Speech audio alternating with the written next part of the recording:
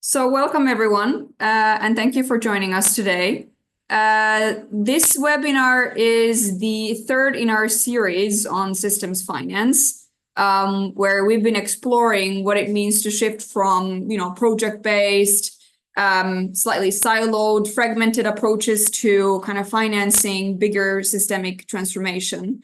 And this is a space that UNDP has been exploring for a while now as a collaboration internally between the Digital AI and Innovation Hub and the Sustainable Finance Hub. And also this webinar series is co-hosted by the two teams. But just quickly to recap for those that might have not joined us the previous conversation. So in the first one, we heard from Dominic Hofstetter of the Transcap Initiative, who is here today as well. Thanks, Dominic, for joining. On what systemic investing really is, or what systems finance really entails as the kind of, let's say, founding organization of this concept, and kind of conceptualizing what is this emerging field all about. We also heard in that conversation reflections from Belisa Rojas from Impacto, who is a longstanding collaborator of the Sustainable Finance Hub on impact management systems. And again, if you would like to, go back to those conversations, we can share a recording with you afterwards, after the session as well. In the second session, we took a closer look at Zambia's efforts to rethink finance for green transition. We had a member from the government of Zambia together with UNDP that kind of outlined how they have been thinking about systems finance in their efforts of trying to transition towards kind of a greener and just transition.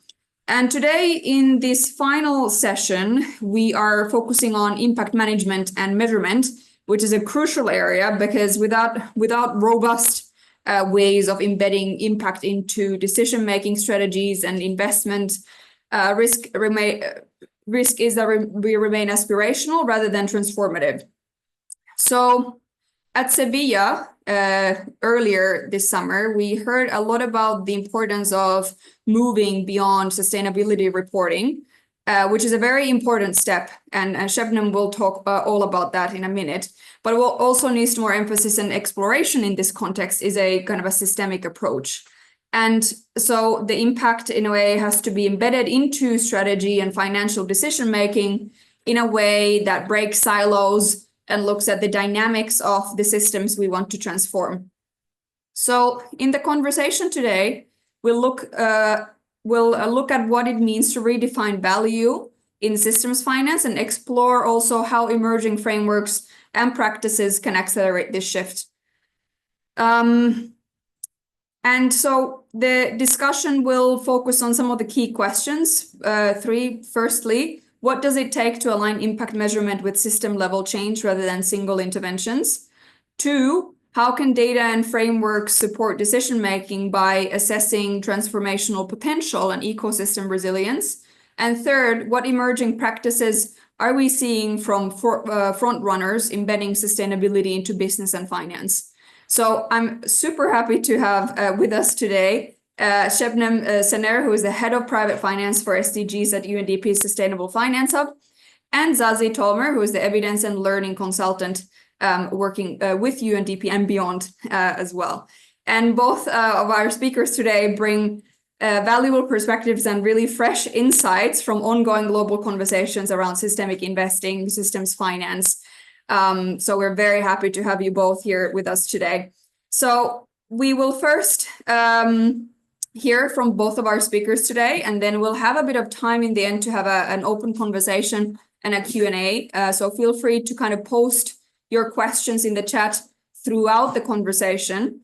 And we'll hope to make it as interactive as we can. So perhaps over to you, Shebnem, to just kick us off and walk us through a little bit also on the background of this collaboration and what also some of those discussions at Sevilla entailed, and how do you see this from your perspective? And then we'll hand over to Zazie. Over to you, Shebnem. Thanks. Thanks, Ita. It's really a pleasure to be here, and it has been Wonderful to work with Ida and the team on this collaboration. So my name is Şebnem Şener. I'm the head of private finance for the SDGs in Sustainable Finance Hub. And I have many hats. I mean, they're all linked to each other, obviously, but I'm working with the debt team on thematic bonds. I'm working with the investment team. I'm working with the insurance and risk finance team. I'm leading all these work, and I'm also leading the impact work. And to me, the impact piece is the key and umbrella for such a long time. It's the hardest to explain, both internally. I mean, maybe not to this crowd because you're interested, you're here, you're aware of what this means, but internally to UNDP, to be very honest, and also externally, because I think two things: the systems finance and systems thinking requires a mind change, or if I may say, we are actually targeting how people think, and we are aiming to change how they think, which is the hardest thing. But actually, implementation-wise, it's easy. But that's the biggest challenge, both in UNDP and externally as well. So a little bit of background. We have, I've been involved. I've started what I'm doing in 2015 in Sustainable Finance Hub. It was a smaller portfolio, but impact was always part of it. We have started to develop what we call SDG impact standards. And there were three sets of standards we started to develop. One was SDG impact standards for private equity funds. The other one, standards for enterprises, and the other one is bond issuers, right? And the idea was, when we started and we saw the gap between, their high-level principles like IFC's responsible business principles that a lot of private sector organizations adhere to or commit to do. And then there were reporting and voluntary disclosure and reporting principles. Now, some of them are not voluntary anymore. But when we started, it was like that. But there was something missing in between in terms of how you get from commitment to those high-level principles to reporting. How do you do that was the missing piece. And we started to think about it, and we developed the what we call the SDG impact standards, and they are really a framework for any organization, really, public or private, to embed and implement on their day-to-day operations. So how do you make decisions by integrating or embedding sustainability or impact at the core of your operations? So this was the starting point. We developed these three sets of standards. And obviously with Ida and team, we started to chat, I believe last year. It has been a year almost. That our work, actually we say the same thing, maybe in a little bit different ways, maybe targeting a little bit of different audience, but at the end we are actually aiming to achieve the same thing. And we kind of work together to align our language a little bit more and to work more collaboratively in terms of, and mainly, to not to confuse people, to go and talk to people and say, oh, the systems innovation unit is doing this, and now we have the sustainable finance hub. What is this? So it's actually a complementary and together work, if I may say. And I'll be very frank. We developed these three sets of standards. Obviously, personally, this is my personal view. Don't take it as UNDP. I never liked the word standards on what we have done, because UNDP is not a standard setter. There are tons of standards in the market. People are getting confused. And although the content was amazing, the name, I personally never liked. Then there was this opportunity a couple of years ago to partner with the ISO, International Standards Organization, which is the most well-known, oldest standard setter in the world.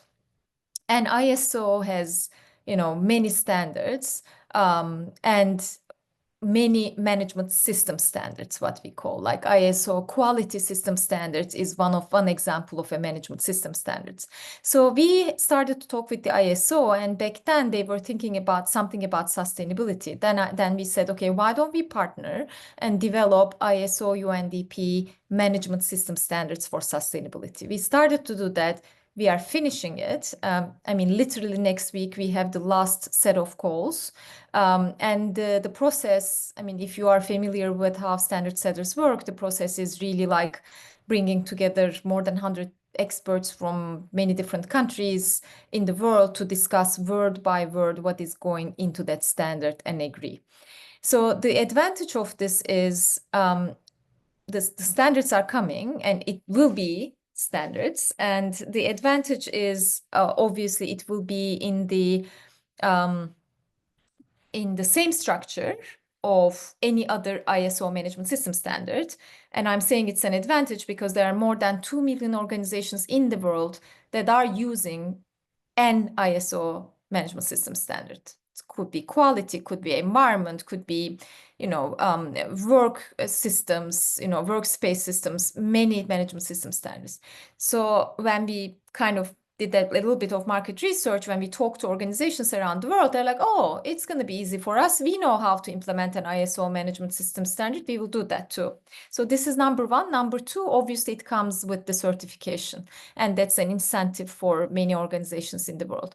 So this, when we release the standards in 2026 early, hopefully February, January, after that we are going to work on the certification piece with the ISO. So any organization who are certified against ISO 53001 will get the certification saying this is an ISO UNDP or ISO 53001 and certification. So let me go back a little bit to the content. So what we do is really, I mean, how I explain to, for example, the private sector and the C-suite, this is because they have no patience to listen, what impact is and sustainability. And they say, oh, go speak with our sustainability people. No, I need to speak with you because this is about decision making. So it's basically, we are telling them, okay, you want to do something positive about sustainability. You put in your shiny reports that you're doing something. This is the best way to do it, because what we ask you is to think about impact risk exactly the same way you think about financial risk and make decisions. So you're making day-to-day decisions every single day, and you never have 100% information. You never have 100% data, and you take risk based on your risk appetite. And this risk is mainly, you think about financial risk.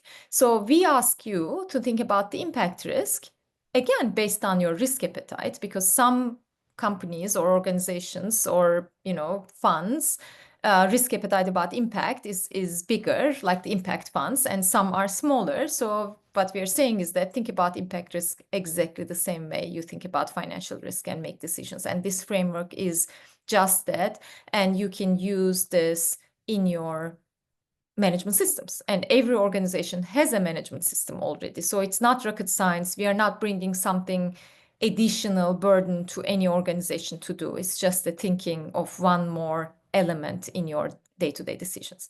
So how this applies to more on the public side of things, which Ida and team already bringing a lot to the table on that sense, is that so going back to Sevilla, in Sevilla, in the FFT4 conference, we have announced a new initiative, what we call ImpactWorks Alliance. And the main goal of this alliance is to really increase awareness and bring both public and private sector organizations to be part of this alliance, and academia and whoever can contribute for the organizations to commit to implement and use ISO 53001. For academia, for example, to commit to work with us to bring case studies and data and research to the table. And for public and for governments, it's really to implement paragraph 34. Because paragraph 34 of Sevilla outcome document says two things. One is we encourage private sector organizations to embed sustainability at the core of their operations. This is exactly what we do with the ISO.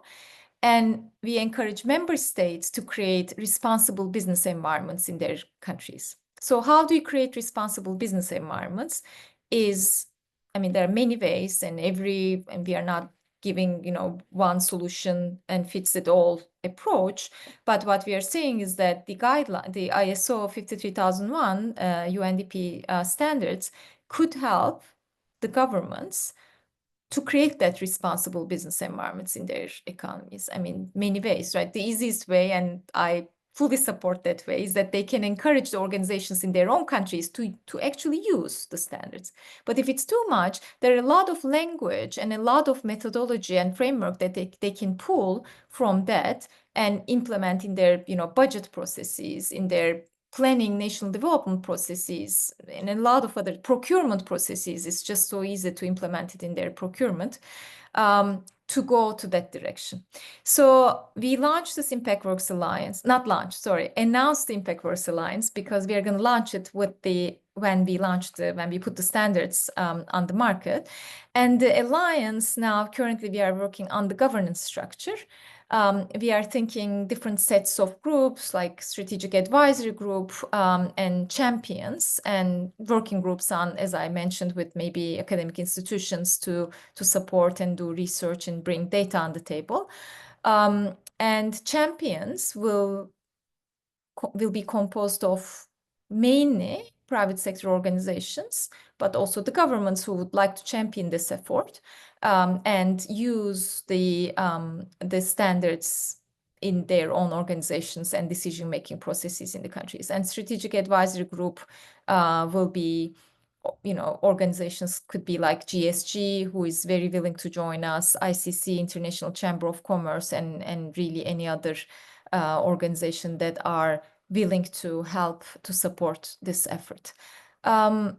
Maybe I should stop here. I don't know. I didn't look at the time, Ida, but if any questions, I'm happy to answer, but I'll stop here for now. Perfect. No, thanks so much, Şebnem. That's super interesting. And, I do have just a few questions. So based on what you were sharing, I was curious to hear, I think these standards are, of course, absolutely critical for the business sector, to adopt. But you were just starting to kind of elaborate in terms of, okay, how have these types of how is this then kind of elevated to the policy level, perhaps, of governments trying to kind of shift almost like the rules of the game as a result?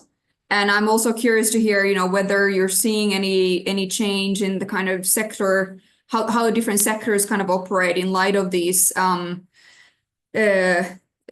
management standards that you put forth, and how are you kind of seeing the evolution from where you started to now in terms of how, the changes that you're seeing? Because I think what is really interesting about the conversation today is that it really kind of ripples from different levels. So there's important work at the individual organization level, but then how do we actually elevate that to the system level and start seeing kind of bigger kind of transformational change across the board in how entire ecosystems, operate. So would be really curious to kind of hear more about that.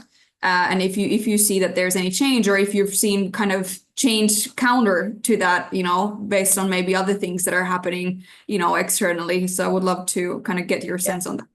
Yeah. Okay. I'll start with the last question. Okay. So because change, and I want to approach this from two different angles. So one is obviously the change that you last referred to, the geopolitical environment that we are in right now. I mean, yes, and being in New York is a little bit more desperate than being in Europe, that's for sure.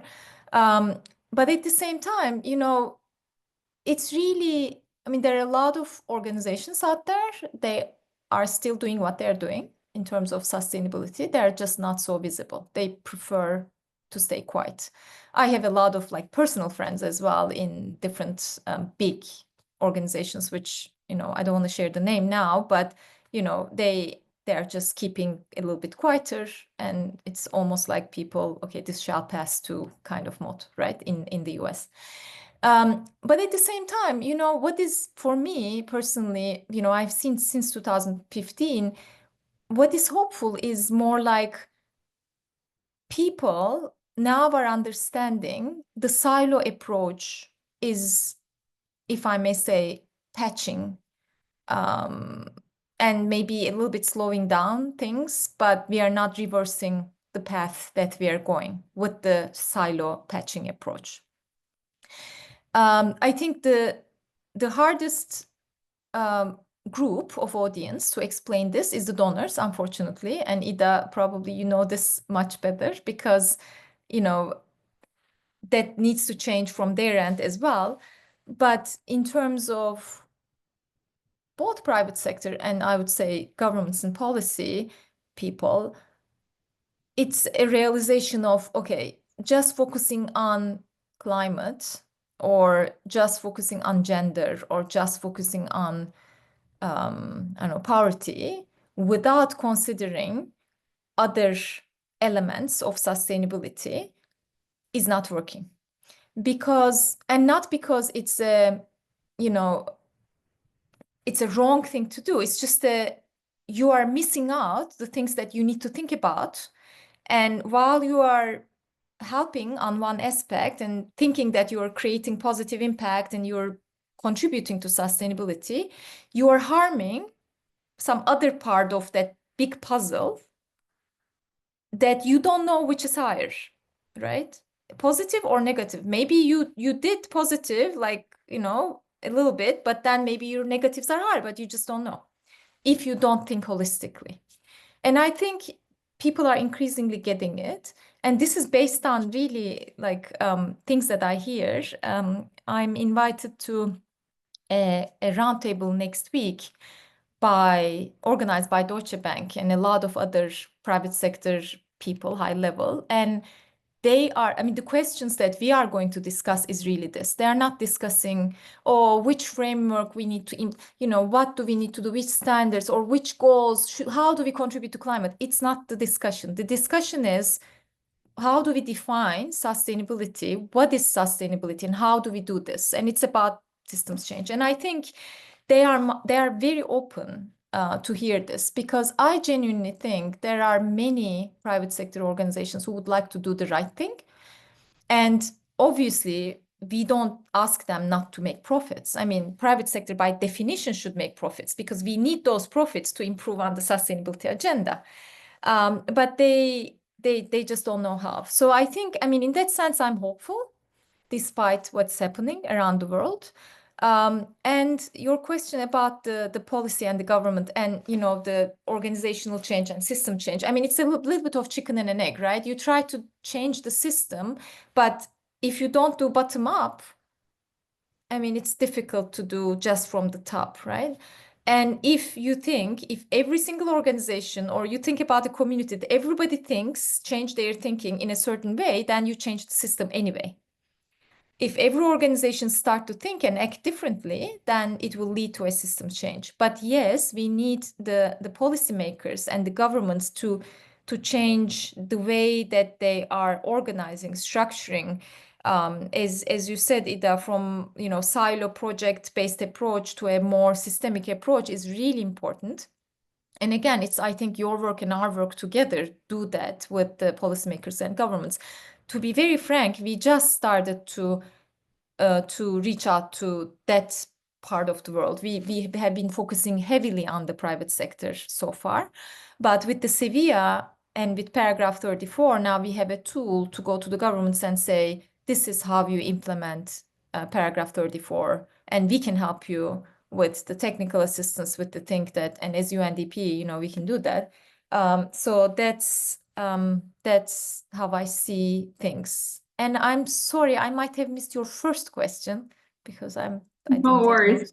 No worries. That was great. Thanks, Şebnem. Thanks so much. And actually, I think you bridged it well to what Zazie will be sharing about in terms of, now moving from kind of impact management at the level of, let's say, an enterprise or a fund or an individual organization, let's say, to kind of understanding the bigger impact and the transformational change that we want to create and what is the kind of how do we measure that? How do we rethink that in the context of, broader ecosystems at large? So maybe with that, I'd like to kind of hand over to Zazie to walk us through some of the recent thinking in this space. Thank you, Ida, and thank you, Shebna. That was actually a very good, as you were saying, Ida, there's some themes that are going to be recurred here again. I'm going to share my screen, so I'm hoping it will work and that you can now see yourselves. Can you see my presentation? Yep.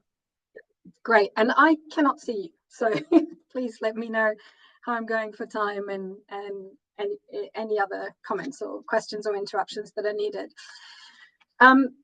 So just a little bit about me before I start. It should be very clear that my expertise lies in monitoring, evaluation and learning, and that I'm sector and discipline agnostic, if you like. In terms of how my work is related to this particular webinar, so I have worked with impact investing funds.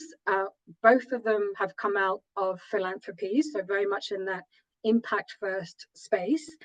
I'm also, as Ida was saying, working with the Strategic Innovation Unit on understanding how we do impact measurement or monitoring, evaluation, learning, whatever you want to call it, for a portfolio approach. So really looking at systems transformation. And alongside that, we've been developing systems monitoring, evaluation and learning guidance, in particular in the development space. And then finally, I had the great pleasure of working alongside Jess Daggers from the Transcap Initiative on a project which was last year and early this year, which is looking into, okay, what happens to impact measurement when you do systemic investing?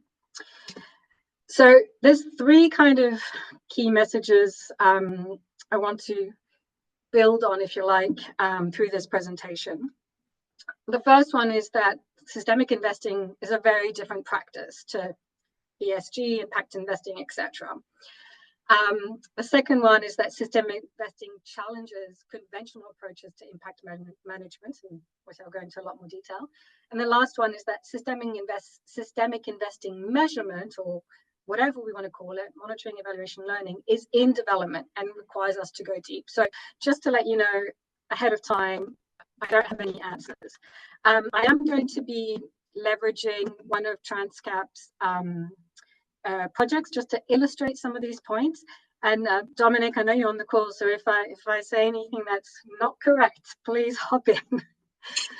Okay, so the Transcap Initiative has this, I think, really, really useful and helpful definition of systemic investing. So the application of systems thinking and complex system science to understanding societal problems and to addressing them through strategic deployment of diverse forms of financial capital nested within a broader systems change program for the purpose of transforming human and natural systems. So there's a few things that for me, particularly in my work, when I'm looking at how do we produce intelligence, data, if we can, evidence around this work, like what I see here straight away is, the paradigm, the mindsets that are informing this approach, which are really important. This point around understanding societal problems. So when you go into the space, one of the things that you're doing is you're choosing particular ways of understanding the system and mapping the system, or whatever approach you're taking, which is a key thing here. And it's often something that you're constantly revisiting and reprosecuting and improving your understanding of the societal problem. And this point around addressing two kind of key elements that stand out to me, which I think are really important and different to other forms of impacting, is that you're both looking at change within the financial and investment capital systems and out there in terms of what that money is funding, resourcing, supporting and enabling, right? And then at an even higher level, like, is it actually enabling, supporting, shifting the system in a better direction, right? Where we have better outcomes for people and for nature. And so just to illustrate this a bit, I think, and there's a link that I share at the end, but I think there's the Regen Ag example from TCI is a really, really interesting one, which I would encourage you all to have a read of. But so essentially what they're doing is they're trying to address challenges, systemic challenges around agriculture in the Midwest in the USA. And what they've done is this incredible mapping exercise through a whole lot of different techniques to understand how the system is currently working, but also which is super interesting in these kind of hexagonal shapes is, what are the leverage points or strategic areas where a capital intervention can have an outsized effect on system transformation, right? So what can capital do? And it's really interesting, this word of capital, right? It's not being specific about the type of investment. How can capital support the transformation of the system? And I love this quote of, what's critical to note is that to finance the regenerative agricultural transition, so this idea of transforming at the scale of a system, we need to adopt a polycapitalistic approach, right? So matching the right type of capital to the right intervention at the right point in time, etc.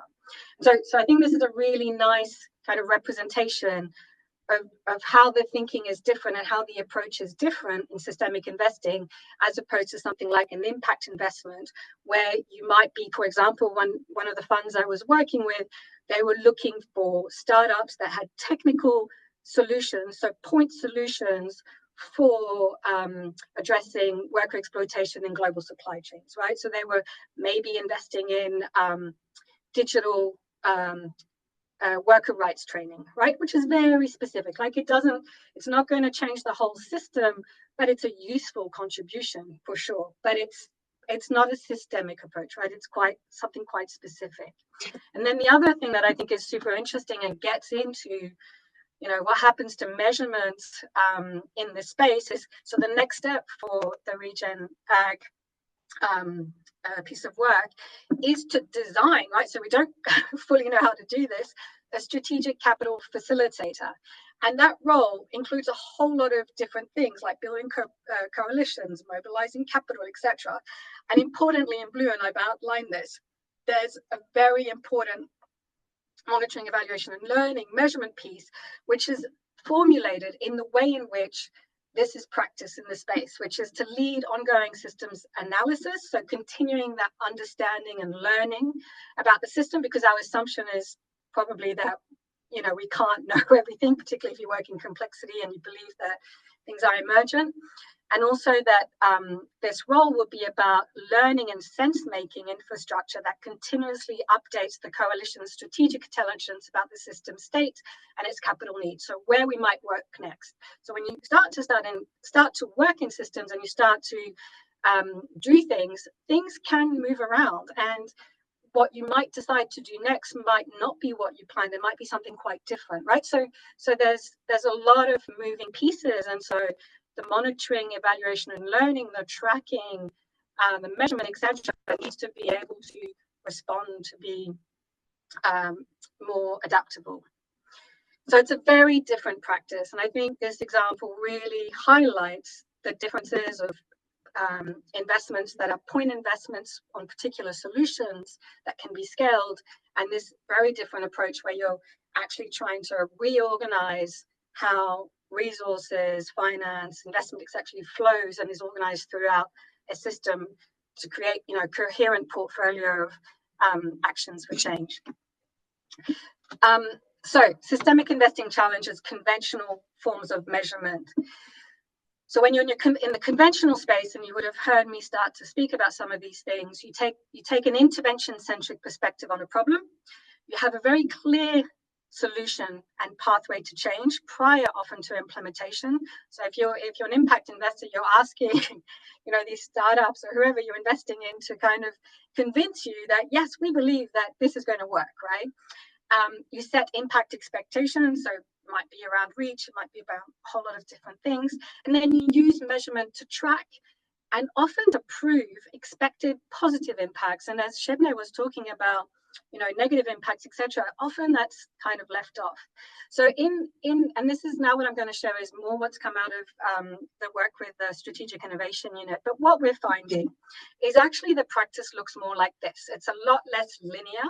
It's a lot less predicted. And actually what you end up doing, and you would have heard me talk through this a little bit in relation to the regen example, is that what's happening is people are actually framing the system, they're setting a direction, so they're really imagining what the system could be. The data collection that they're doing, the tracking that they're doing is to surface patterns to understand the system, how it's reacting, how it's evolving. Then you're doing this thing which we've called shift course, which is the sense making of the information that you're collecting, to then identify, where you might go next. And through that, there's also this bit around cultivating coherence. So you're trying to shift the whole system. So you have to be coming together, doing the sense making together, and shifting as a collaboration, whatever that takes. Maybe with a facilitator, as Regen is proposing, in a shared direction. And the interesting thing is that what we're finding is you don't have to start with framing the system, right? You might start with somewhere else on this cycle. You might start at cultivate coherence. You might start with kind of as a group coming together, a little bit like what Regen Ag have done with a question or a challenge. And the other thing just to remember, and the spiral might not fully indicate this, but it's very iterative work. So you keep learning, you keep building, you keep adapting, you keep developing your monitoring, evaluation, and learning system. So unlike in the impact investing space, and certainly my experience of it, in this space, you take a system-centric perspective on the problem and on change.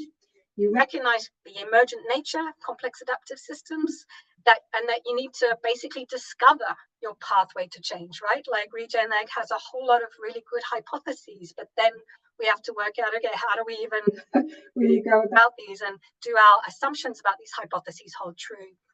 It's definitely this idea of long-term collaborative commitment, and you use measurement to learn about the system and the pathway to change. So it's a very different role than proving impact. And then finally, like the key last point, and Shebne was getting into this as well, when Shebne, you were talking about, the question we're coming together around is, what is sustainability? So when we're working in this space, what we're having to do is not just ask ourselves, what data do we need to collect and how do we analyze it, which is where a lot of the impact measurement discussions start. We need to go deeper. We need to think about, what are we assuming about what can be known?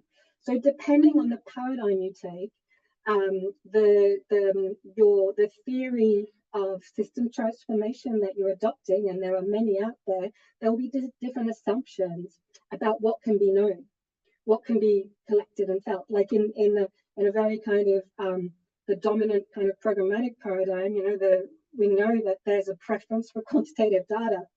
But in many paradigms, that's not enough, and often it can be distracting. Like you need a lot of other types of data and information to give you a more complete picture. And then finally, we also need to be very clear about, what do we mean by a system, what kinds of interventions are possible, etc. So this is one of the key things that came out of, and it's not new. We know that these are some of the things that we are saying and living, but not making explicit in every project, every job that we do. We're operating within certain paradigms that have certain assumptions about what can be known, and that then are adopting certain methodologies. And what we're saying, and certainly what Just Daggers is really challenging the space to do, is to be very cognizant of the paradigms that you're adopting and rethinking whether these are appropriate for systems transformation. And one of the key things that we've been finding through definitely the work at the Strategic Innovation Unit is it's not about just dropping one and picking up the other. It's about, these can be complementary. We live in worlds where these paradigms interact and are happening at the same time. So how do we leverage both paradigms so that we can move forward and bring the whole system along and not just part of the system along? And here are some resources and references on that project, which I think we can share Ida as well. I'll stop sharing though. Thank you so much, Zazie. I'm trying to stop sharing. Perfect. I think Okay. all good. Excellent. Excellent. So much. I would like to perhaps provide an opportunity for the audience to just come in with any questions that you might have. I mean, it's obviously an emerging field in terms of, the systemic investing at large, but it is rapidly growing. And, we're seeing also governments adopting this kind of as Zazie was saying, like a more of a holistic approach. And what Shebnem was also saying, to kind of understanding how change happens and how does it need to be financed. And, within that context, obviously what Shebnem was sharing earlier, it's really critical to, ensure that we have the right types of, management, impact management mechanisms and standards in place, while then also understanding the kind of bigger policy level and the ecosystem level kind of a change that needs to happen. So I'm just curious to see if anyone from the participants would like to come in, or even if Shebnem, you have any reflections on, what Zazie was sharing based on the work that you've been doing on the impact management standards. Yeah, I can come in very quickly. I mean, what Zazie presented is exactly one piece of our, if I may say, the circle, right? In an organization, how is your management system standard? You set the strategy, and then, after you set the strategy, you set targets. And then how do you measure and manage is the part that Zazie talked about. So it's exactly like that. And it's that part that comes into the entire management system approach. I just want to, highlight one thing, because, in the management system standards and in our approach, we always start, you set the strategy, set the targets, and then go to impact management and measurement. But in my opinion, you can go into this, if I may say, the circle from wherever you want. I mean, you can start what Zazie just explained, and you can go from there as well. So it's not really necessarily a very strict approach that, oh no, you can't start with that and you have to set the strategy. So you can start with anything you like. And we see in some organizations, and maybe for the governments as well, this may make more sense to start with the measurement side of it and data side of it. But then eventually you will understand what else that you need to collect data on, and maybe what you are collecting data on for not really useful for you. So you drop those and you focus on what else that you need to focus on, collect more data on, and then feed that information into how you, again, set your targets, set your strategy, and go to your governance framework. Awesome. Thanks a lot, Shebnem. And there's a few questions coming from the audience. So first of all, I think the first one might be for Zazie. There's a question around, evaluation of impact. I mean, we talked about, monitoring or understanding how change happens and kind of measuring that. But then when it comes to impact evaluation, so to speak, when it comes to systems finance specifically, are you seeing any good efforts out there? And also, of course, we have Dominic here, who also has a good understanding of what's happening in the field in general. So also, Dominic, of course, feel free to come in if you have any thoughts or if you've seen practices within the impact evaluation space. But yeah, Zazie, over to you. Okay, so on impact evaluation, I haven't done any impact evaluation in the impact systemic investing space.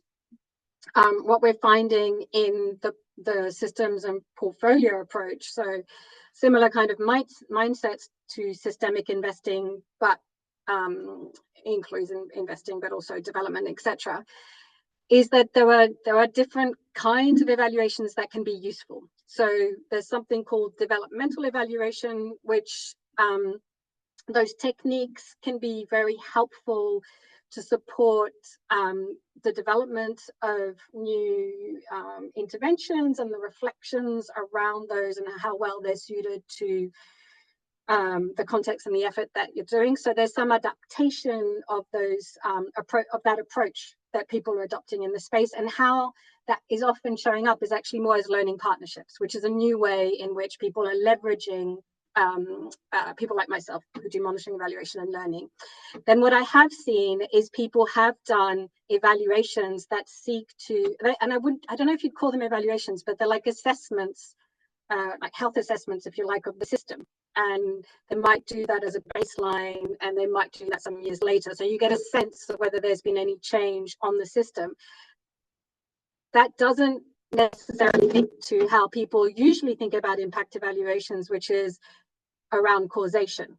And there's a real reprosecution that needs to happen around what does causation mean in systems transformation, and how do we apply it? Because it cannot be as simple as it is in the programmatic space when we're trying to, unpack a causal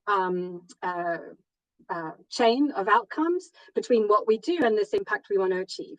In this space, it's a very busy space. You're not the only one working. Usually it's these massive collaborations.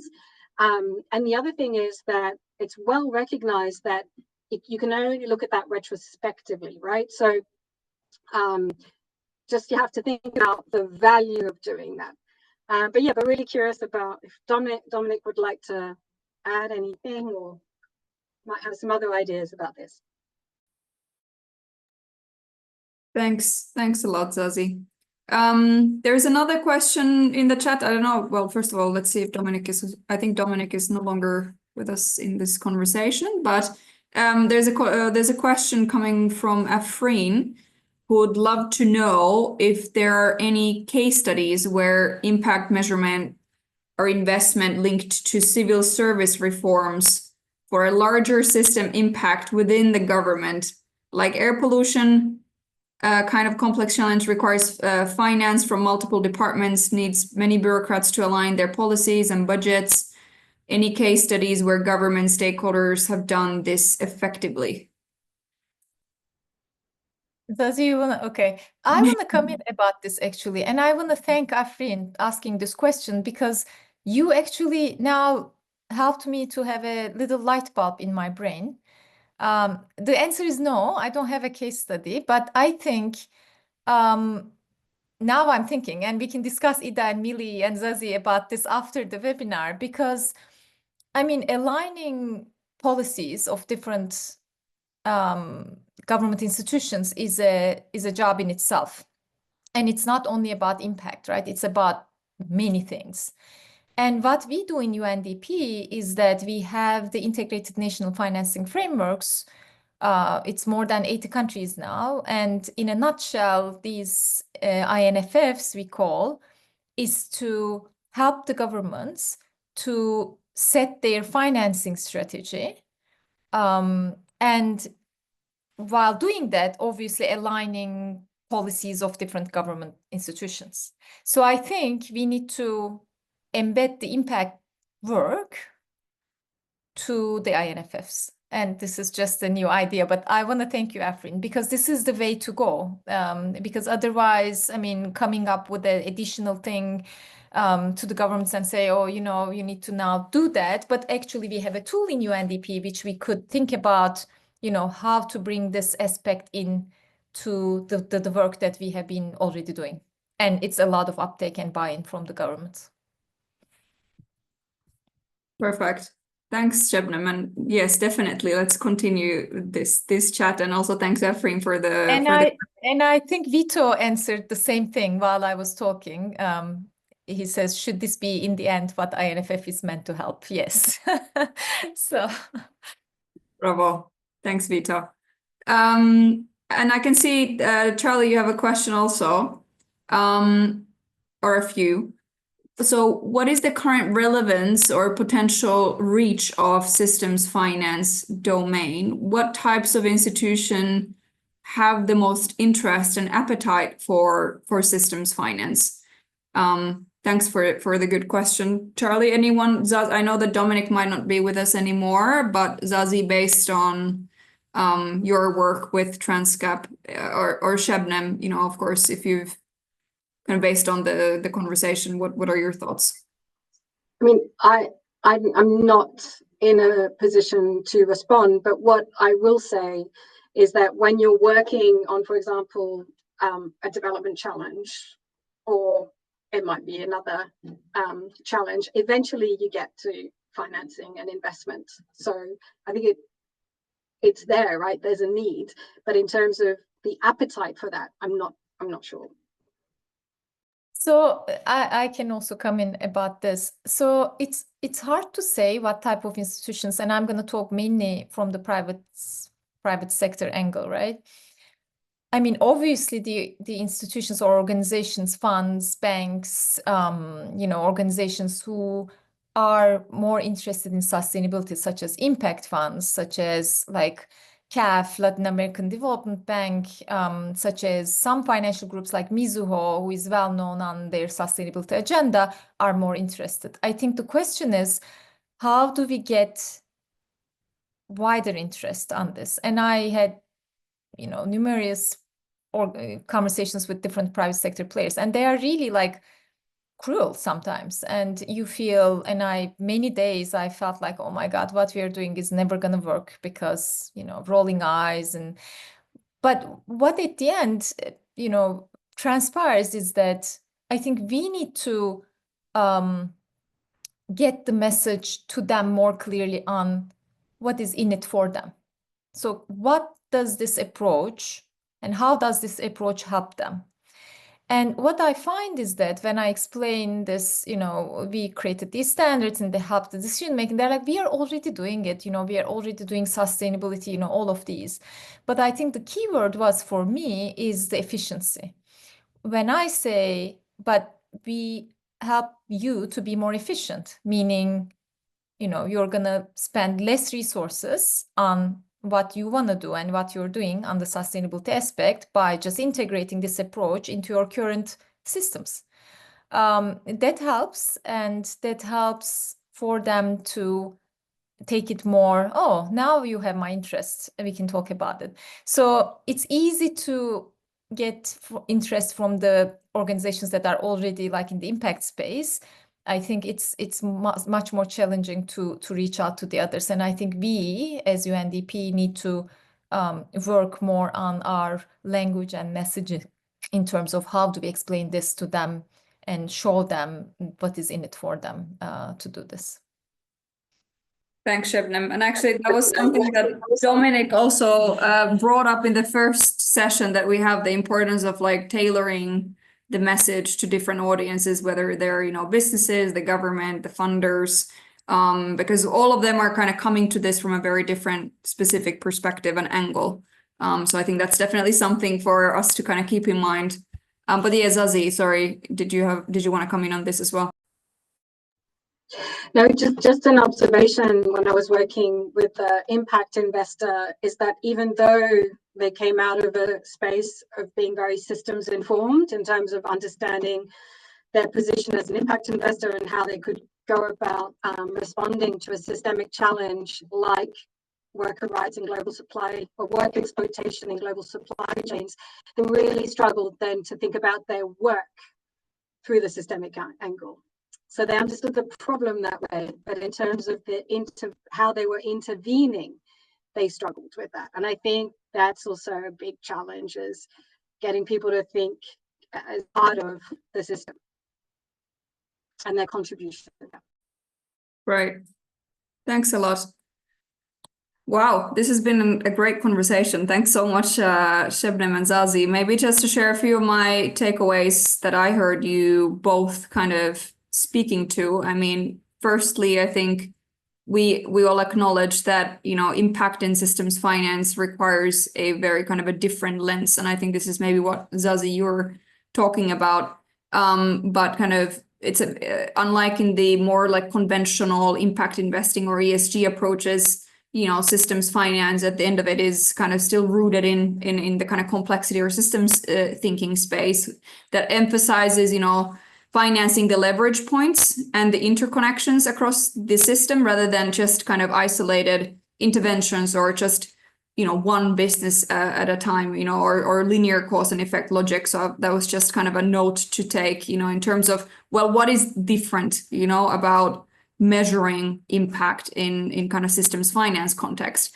However, the point too that I was just picked up and just to kind of clarify also for participants in a way, is that there are a number of different levels. And I think it's worth for us to kind of acknowledge all of those levels in terms of, starting from the individual business enterprise and at the organizational level of how they really kind of adopt sustainability practices, and therefore kind of contribute to the bigger change. So that the change starts also from the grassroots level, as Shebnem was saying, and that's why these kind of impact management standards are so important, that we need to kind of enforce those, because then when we do zoom out and look at the ecosystem level, we kind of need to ensure that the individual nodes in the system, so to speak, are very much aligned and are kind of sustainability focused and have integrated that into their day-to-day decision making.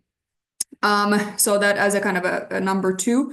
Number three, I think what you talked about in terms of the measurement moving or shifting from kind of proving to learning, in terms of, traditional impact measurement, focusing on, preset indicators to prove success, which is what we're also used to as UNDP and as the development sector. But in the systemic investing space, measurement must help us to kind of learn more about the system, discover new pathways, and adapt the different strategies that we have over time. And then finally, that the systemic change really demands coalitions and kind of poly-capital approaches, as you said, and that this is again very critical at the kind of ecosystem level. And both of you spoke to the important role and the different types of management practices, for example, that you have for businesses, funders, the role that the governments play, but in kind of orchestrating change and finance across the ecosystem, you really need to understand how these different players kind of intersect and interconnect and understand the type of intersections between them. But so here, I guess the key point is that driving transformation at scale requires us to combine different types of capital, public, private, philanthropic, understanding our own role as UNDP in this ecosystem and how we can leverage and steward capital towards bigger transformational goals, and building coalitions as well, which is really critical and something that UNDP has been doing quite well, in the countries that we operate. So I think I will just leave it there. Maybe just one keynote to say that this conversation is hopefully not over. We hope to continue this very much so. And in fact, we have a UNGA side event next week in New York on the 25th of September, talking about how does this, it's a more of a roundtable with funders, how do they view kind of moving from fragmented logics of financing towards kind of financing larger systemic transformation. So the conversation is definitely not over. We're kind of focusing on organizing the next one, and we'll hope to keep you all updated in terms of how this conversation evolves. And if you'd like to learn more about the ongoing discussions in the systems finance space, feel free to reach out anytime, and I'm happy to have a chat. And yeah, so thank you very much to all of you for joining, and thanks Shebnem and Zazi for the very interesting sharing today. I hope you have a very nice rest of your day. Thanks, Ida. Thanks, Azzy. Thanks, everyone. Thank you, everyone. Bye. Bye-bye.